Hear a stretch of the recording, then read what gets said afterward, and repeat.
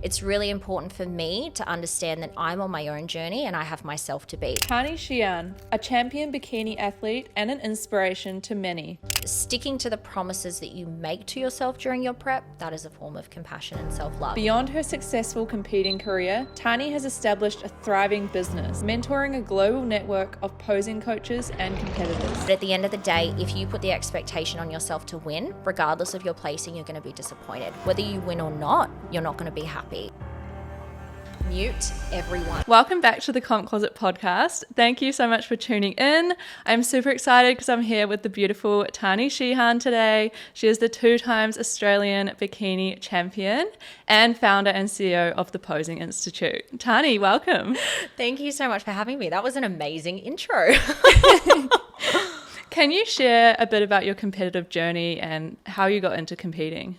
Yeah, so I feel like I was always drawn to competing. I always knew I wanted to compete. I just wasn't sure which federation. And after being in the gym for a few years and being a PT, online coach, the standard, I really wanted to challenge myself. So I went and watched a previously WBFF show and I just saw the glitz and the glam and I was instantly hooked. I loved everything about it. It just felt so right to me. So that's where I started my journey. Amazing. The very next show, I was like, get me in, I'm doing it. And when did you first step on stage? My first show was in 2018. Yeah. And did you have a background in the gym or anything like that? I've been training since I was 16, so I've always kind of had that foundation. But like most girls, my foundation came from wanting to be smaller and wanting to be the cardio bunny. So I did have a lot of experience in the gym, but probably not specifically tailored towards bodybuilding at the time. Yeah. And what do you love so much about competing? Like, why do you keep coming back? Oh, everything. I think I love doing things that most people say, I could never do that. That's so hard. I don't know how you do that.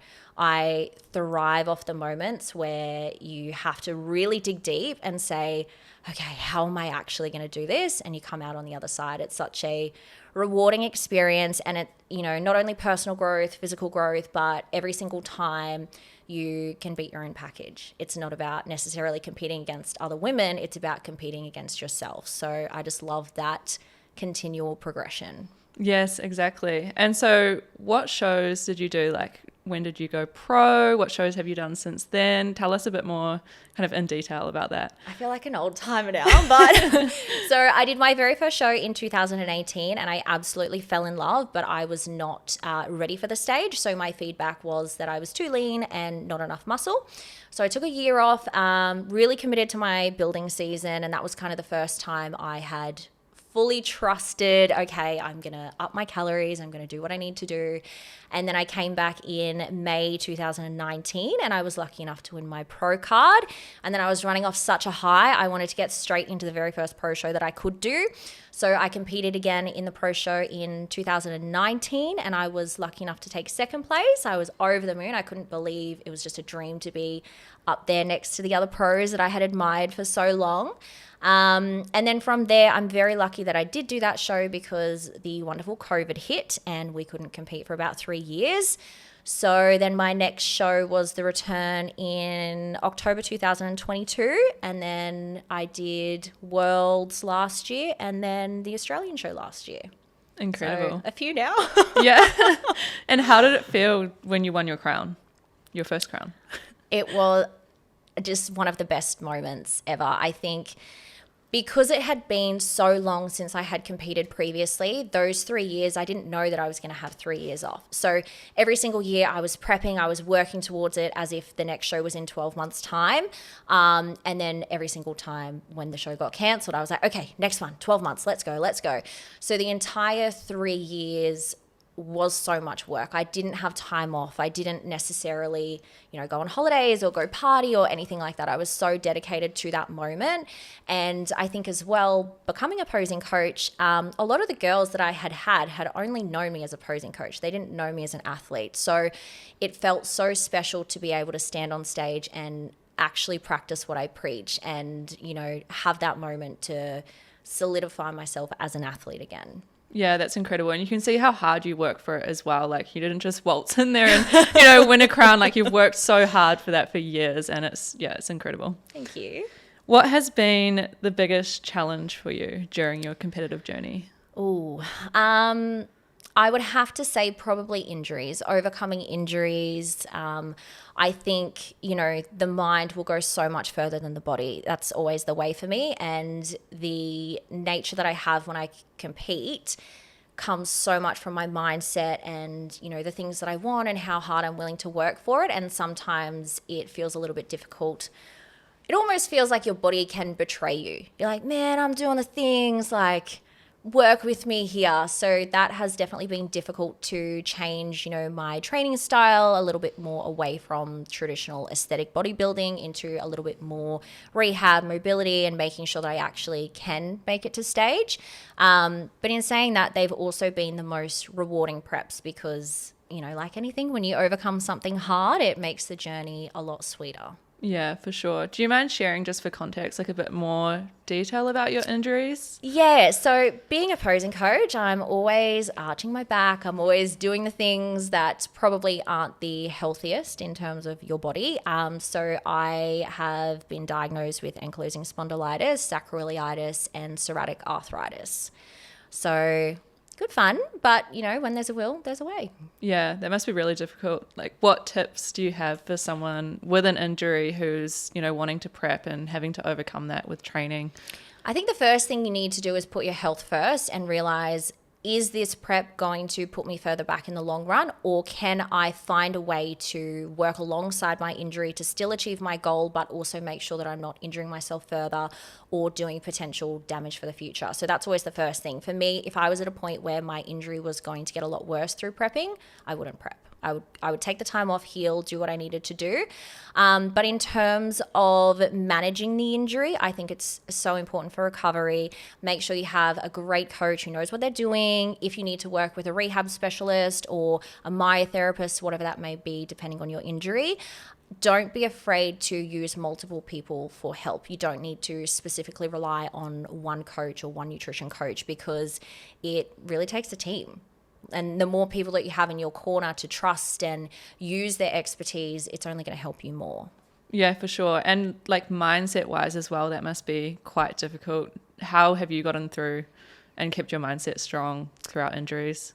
I'm just a little bit of a psycho and I just really love competing. So it's not hard for me. I don't think I've ever had to wish or push or want myself to compete because that desire is just always so strong for me and I genuinely love it. I love the hard, I love the sucky bits, I lean into it all and yeah, so I just follow the love of it. I'm like, all right, this is what I really want to do. Let's find a way to make it happen. Yeah, it sounds like you have a really strong why. So what's your why for competing? I think my why for competing is that particularly FMG, it is the perfect blend of what I feel like my personality is. It's the strength and the fitness and, the hardcore, a little bit of that masculinity that I love. And I love walking into the gym and feeling like a boss and feeling strong.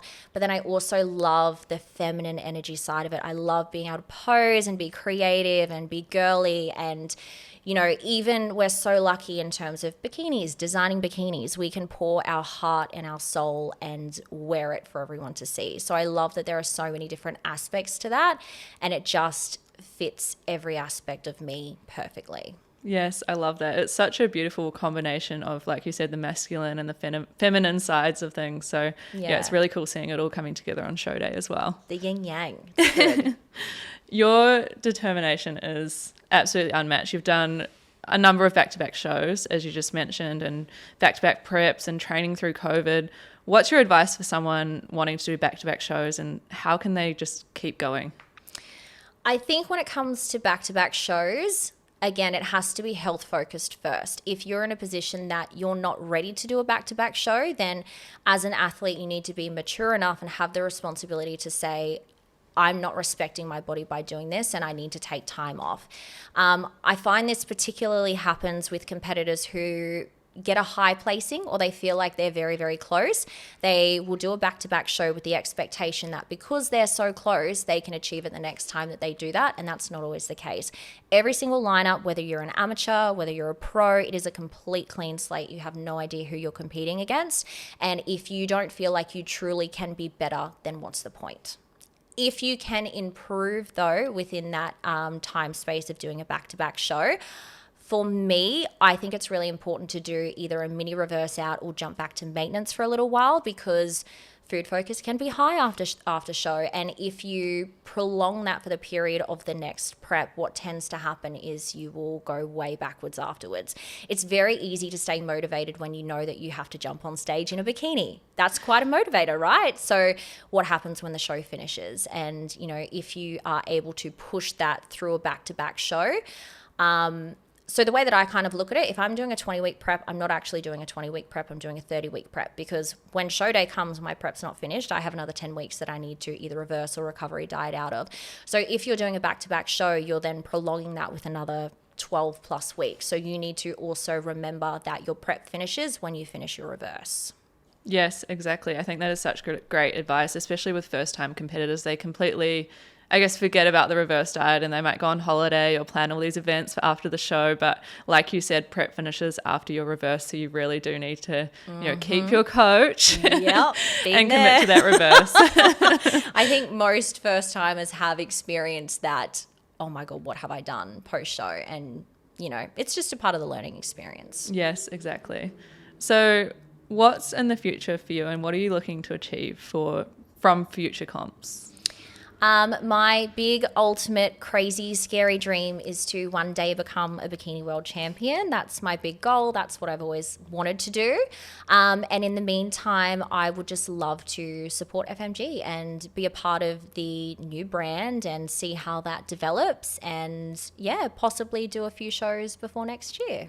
Very exciting. I can't wait to see what you do next. Do you feel any additional pressure to perform as a title holder coming back on stage? Yes, but I think the pressure is 100% from myself.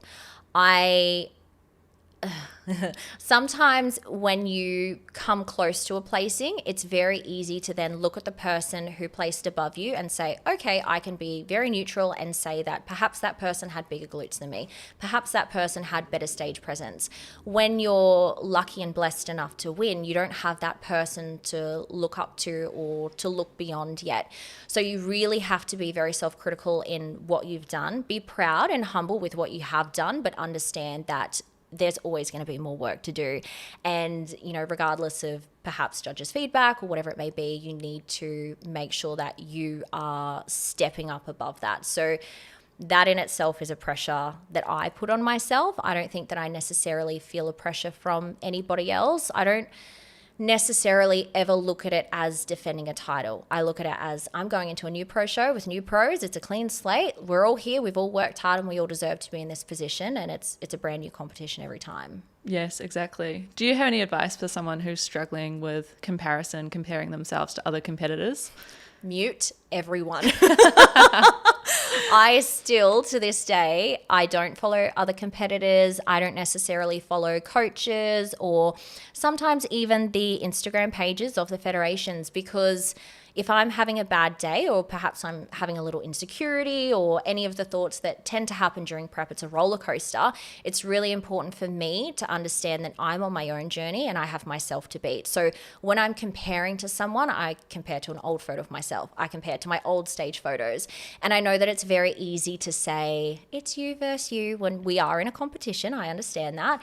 But at the end of the day, if you put the expectation on yourself to win, regardless of your placing, you're going to be disappointed. Whether you win or not, you're not going to be happy. So you need to put the expectation on, I need to do my best and know that every single day I'm ticking my own boxes. And when I hit that stage, before I walk out, I need to know I gave it everything I've got. I can't do anything else. And now's just the time to enjoy it.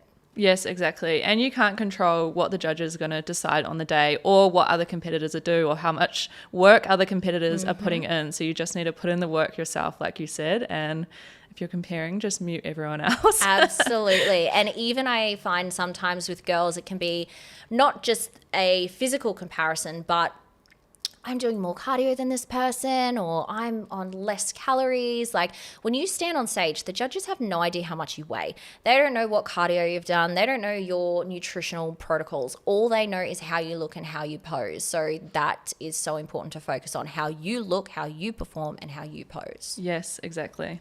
So you recently launched the Posing Institute with incredible success. Can you tell me a little bit about your business? Yeah, so I've been lucky enough to be a posing coach for 4 years, I think now. And honestly, in the beginning, I didn't want to be a posing coach. I used to get asked all the time, and I was like, no, I'm not into it. Don't really want to do it. I just didn't think it was for me. I was like, I love posing myself, but I'm not really sure if I want to do that for other people. And then, of course, COVID hit and we had a lot of cancelled shows. And I was like, okay, I'm going to take on a few girls. And I just fell in love with it. It is such a beautiful journey in any kind of coaching or mentoring relationship, but particularly with posing, because it's not necessarily just about displaying their physique or finding a way for the women to be proud of themselves, but you watch these beautiful women who are slightly insecure. They're not even quite sure how to touch their own body or move their own body, and really blossom into this confidence of owning who they are, finding their personality and being able to reflect that personality through their posing and through their routine. And that's so beautiful to me. I love that journey so much. And again, I did that for a few years and things just got so busy and I needed to look at outsourcing new posing coaches. And I was so blessed to have posed many incredible women that I thought had the potential for me to mentor them into a coaching position. And now I'm so blessed to have so many beautiful coaches that it no longer made sense for me to operate under Posing by Tahnee. So I opened the Posing Institute so that we can now also be worldwide and also solidify the quality of posing between Australia and USA, UK, Dubai, because it has previously been different with WBFF. Yes, amazing. And it's been so cool seeing you, grow your brand and grow your business as well. Do you feel like competing and your competing career has helped grow your personal brand and helped, launch and grow your business? I think I always say yes, but I was lucky enough during COVID to be successful as a posing coach without competing. So I feel it's beneficial in a way that I can prove that I do practice what I preach, but I also feel like the athlete doesn't always represent being the coach. You can be a great athlete and a terrible coach. You can be a great coach and a terrible athlete. So I think it helps keep me very relevant within the space and understanding new guidelines and, new posing protocols and rules and mandatory positions when we're going through things. But I wouldn't necessarily say it's helped business. Yeah, for sure. Yeah. I don't know. I get what you mean. Yeah. So what advice do you give to clients who are stepping on stage for the first time? So much. I think one of the biggest things is understanding that you chose to do this. So lean into the hard, lean into the suck, lean into every scary moment that you're experiencing and use it to fuel you as excitement. You somewhere along the line, when you decided that you wanted to compete, you solidified that you had something inside of you to be special, to be different, to be able to perform. So you need to find that again. And when you step out on stage, leave everything else behind and believe that you can do it because you're doing it. A lot of girls in their prep could never believe that they would ever have abs or could never believe that they would ever step on stage in a bikini, but you're doing it. You've already signed up for it. So, let everything else go and just be super present and show them what you got. How do you feel when you see your girls stepping on stage with all that confidence? Goosebumps, tears, everything. I'm a complete wreck when I watch my girls on show day. I'm the absolute stage mom. I'm full Regina George mom with the phone. Like, that's me.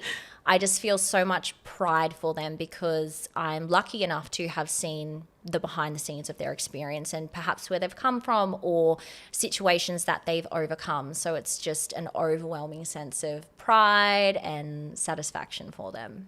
Amazing. And we often hear the term stage presence. What does that actually mean and how do you build it? I think for me, I would classify stage presence as a persona or an X factor. So I'm a really firm believer on when somebody steps out on stage, you know instantly if they're going to win. You know instantly if they're a pro.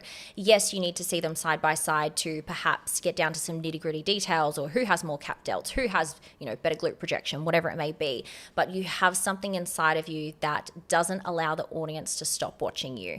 That's my biggest thing. If somebody has really good stage presence, you cannot take your eyes off them. You try and look at everything else that's going on, the sparkles, the hair flicks. It's, it can be incredibly distracting, but your eyes are glued to that one person because of the way that they are presenting themselves.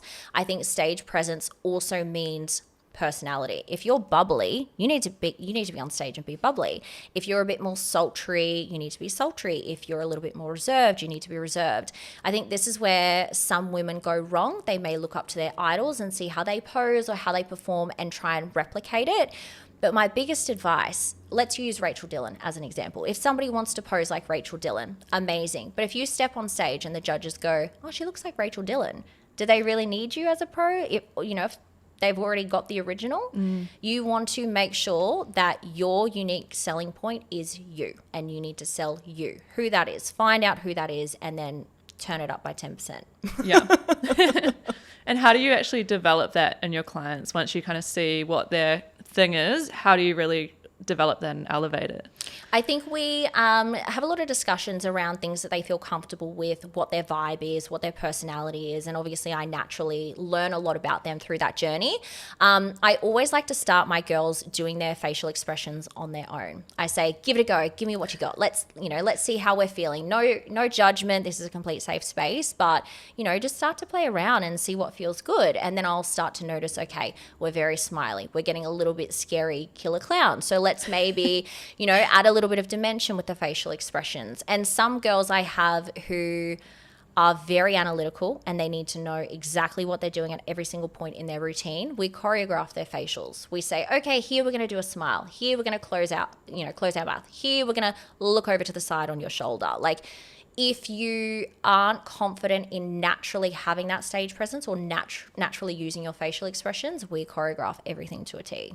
Amazing. There's so much fine little details that go into posing and stage presence. Like you don't realize until you actually compete and have to go through it. And you see videos of yourself on stage, like those little details make such a big difference. 100%. And that what I classify as a good poser is you watch them and you don't know what they're doing, you just know that you love it. Exactly. If you can pinpoint all their little, tips and tricks, you're like, oh, okay, we need some work. Yeah. So from your experience as a coach, is there any common qualities that you see in really successful competitors? I think from a physique standpoint, the more time off you take, the better you're going to look every single show. And it is so hard to not want to compete every year and not want to do back-to-back shows constantly. But if you're not as where you perceive the top level is, time off is going to be your best friend. So the competitors that I see who do the best are the girls who take the time off and actually work on their foundation season, work on building what they need to, or, really take on the judges' feedback and work hard to improve on that. In terms of posing, I think that less can be more. I think particularly with the way that posing was trending in the later years of WBFF, it became very fluffy, fluorescent, moving constantly, that we lost the actual essence of posing within itself and seeing the shapes. So the girls that I see do really well are the ones who are cool, calm, and collected instead of being erratic because they feel like they need to be an Energizer bunny to stand out. Yeah, I think that's one of the big changes as well coming into, the new FMG Federation is just scaling back that posing a little bit because it did get a little bit crazy for a while. And I think that was quite overwhelming as well for, new competitors as well as myself. Like you feel like every year you have to add more flaily arms or more spins or more crazy things to your posing. And it just got quite, overwhelming and crazy. Absolutely. And even something like a spin. I love a good spin. I'm so here for it. But if that spin is going to compromise your physique, if you're spinning and your glutes are jiggling or you're not able to stabilize yourself, what's the point? What's the actual point of doing a spin? You're not going to get noticed. It's probably going to go against you, if anything. Yeah. What's one of the most common challenges that you see competitors face? Self-belief, definitely. And how do you help them improve that or overcome it? I think it's a lot of internal work. I always I'm very I'm very honest, and I always bring things back to, you believed you could do this in the first place, so you need to find that belief again. You're already doing it. You've chosen to do it. Girls can get very caught up when they're in their deficit and they've got their brain prep, and a little bit of that body dysmorphia can creep in. So I also think from a coaching perspective with my own clients, we delve really deep on that before they even enter prep. All of my girls understand that basically from 8 weeks out, you cannot trust your own thoughts. If you feel any type of way, if you're in the gym and you're taking a selfie, or you're doing your check-in photos and you're starting to pick yourself apart, you need to take your photos, leave them in your camera roll, or send them to your coach, whatever you need to do with them. Do not look at them, do not touch them until after show. And I guarantee you, give it 3 weeks after show, you will look back on those photos and be mind blown that you look so good. You never truly appreciate it in the moment. And, we're probably lucky enough to have done multiple shows to understand that. It's not until you look back that you realize how far you truly came. So you just need to believe in that moment that you're doing everything you can, and, just be proud of it. Yes, exactly. And having a team around you and coaches that you can trust and know that they know what they're looking at, they can give you the right advice. You just have to do what they tell you to do and not overthink anything. Yep, absolutely. Looking back on your own journey, what's one piece of advice that you wish someone told you before you started? Build. Don't just decide you want to do a prep and then give it your all. If you want to do a prep, your prep starts 18 months before you step on stage. Yeah. Time. Definitely. It's always time. Time is the best friend. Yeah, you need that muscle mass and density. Mm-hmm. And you will always think that you're bigger than you are. You will always think that you have so much muscle, mature muscle mass, great density, and then you diet down and you realize what you truly have left, and you'll always wish you had more. Yeah. There are very, very few times that I meet competitors who are like, oh, I wish I had a little bit less muscle. Yeah, I don't think I've ever heard anyone say that. Unless they're like smack bang between two different categories. Yeah. Never. And the judges are never going to say less glutes. So no, you can never have enough glutes. Yeah. Amazing. Well, we do have a few questions as well from listeners that they've sent through on Instagram. So we'll quickly run through those. How do you balance discipline and self-compassion having achieved so much? I think self-compassion comes first and discipline comes second. So when you are considerate to yourself, the things that you've been through, perhaps what you're overcoming at that time, the discipline naturally comes from that. So discipline in itself is a form of self-love. If you are doing it for the right reasons and you're entering a prep and you want to prove to yourself that you can do those things, that's a version of self-love. Sticking to the promises that you make to yourself during your prep, that is a form of compassion and self-love. If you say you're going to do something, or you say you're going to stick to your diet or your macros, whatever it is, you owe it to yourself as a form of, compassion to actually follow through with that. Yeah, I love that. That's a really amazing way to put it. How has your life changed since having success in competing? So much more than I ever thought possible. I used to hear back in the day with WBFF, you make so many friends, and it's just such a great community. And I think my first show, I didn't allow myself to become fully immersed in the experience. I was backstage before my show. I had my headphones in. I was getting in the zone. I wasn't open to those experiences, so I didn't have those experiences. Once I allowed myself to come out of my comfort zone and actually go and talk to the people, the pros that I admired, and even though I was shitting myself, like being able to put yourself in that position opens up such a world. I've made so many incredible friends, with the other pros and with all of my girls, like all of my posing girls. It is just such a tight-knit community, and I love that everyone has each other's back. Even in, some of the community groups that I've got going on, like the girls are just absolutely amazing. And I see in the Com Closet community group, like girls are so willing to lend a helping hand when they need. So I think it has changed my career path, and it has probably changed a lot of my friendships. I think I'm a lot more sociable within the industry because of it. Yeah, it really does have a butterfly effect. Like stepping on stage, you think, oh, I'm just going to do this prep and do the show. But it really does butterfly, the friendships and building businesses, and just the networks that you make is absolutely incredible through competing. Yeah. What can I do daily to get 1% better at posing? Ooh, pose every day. I think where people go wrong is they go, oh my goodness, I need to pose for 30 minutes a day. And then it becomes this big stressful, strenuous task. You don't need to pose for 30 minutes a day. If you pose for 5 minutes a day, that is going to be more beneficial than posing one time for an hour at a time. And it needs to become a part of your routine. So if you're going to the gym and you decide you're going to do your warm up or your rehab mobility, then you do your session, then it needs to be programmed after your session that you're doing 5 minutes of posing. Doesn't have to be perfect. Doesn't have to be in a posing room. Doesn't have to have your heels on. It just needs to be the continuous effort of going over and over and over and over and over again. I think the women who are the most successful in posing are the women who practice it without being in season. Yeah. And when you say practice as well, like what do you actually do each day when you go to practice posing? What do you set out to do? Depending on where you're at within your routine, it could be, so what I give my girls homework. It could be, this week I really want you to focus on footwork. I want you to make sure you're not swiveling on your heels. I want you to make sure that your feet are staying within your square. So that entire week they're focused on their footwork. Once the footwork feels amazing, okay, great. Now we're going to work on your hip positioning. We're going to make sure that your glutes are always nice and lifted. We're going to make sure that your hip flexors are facing where they need to be. And that's what I want you to focus on. Then they have to layer their footwork with their hips. Next week, okay, you know what? We have a really good foundation now. Now we get to add in the arms. The arms always come last, the fun stuff. And, once they get closer to show and they have those foundations or those layers in place, then it's really working on stage presence and making sure that every time you step in and you practice, your faces are on always. You should never be practicing without your faces. Yeah, amazing. And I think that comes back again to getting a really good coach and just someone that you can trust and they can tell you what to do. You've got purpose in what you're doing with your practice. Mm-hmm, absolutely. Amazing. Well, that's all of the questions I have. Where can people find you on Instagram and find your business as well?